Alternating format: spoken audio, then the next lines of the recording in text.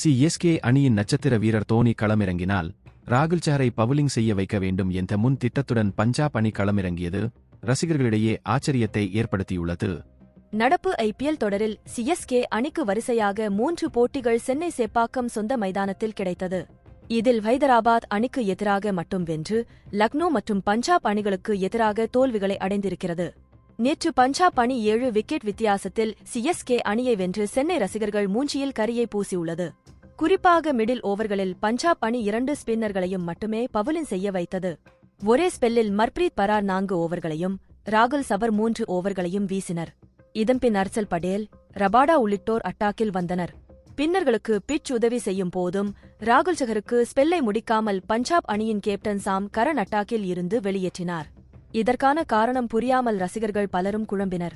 இதற்கு தமிழ் மென்றில் உள்ள கமெண்டர்கள் சாம் கரனுக்கு கேப்டன்சி வரவில்லை என்றும் அவர் சரியாக ஸ்பெல்லின் முடிக்காமல் இருக்கிறார்கள் என்றும் குறை கூறியிருந்தார்கள். ஆனால் சரியாக தோனி களத்திற்கு வந்தபோது உடனடியாக 19வது ஓவரை வீச ராகுல் சஹரை அழைத்தார் சாம் கரன். இது பஞ்சாப் அணியின் தரமான ட்விஸ்டாக அமைந்தது.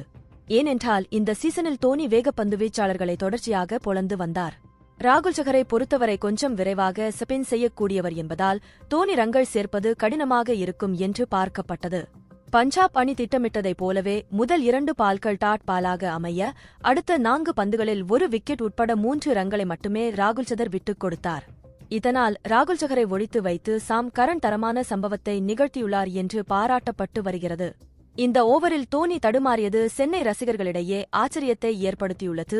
கிரிக்கெட் செய்திகளை உடனுக்குடன் அறிந்து கொள்ள நியூஸ் கிரிக் சேனலை சப்ஸ்கிரைப் செய்து பாருங்கள். நன்றி, வணக்கம்.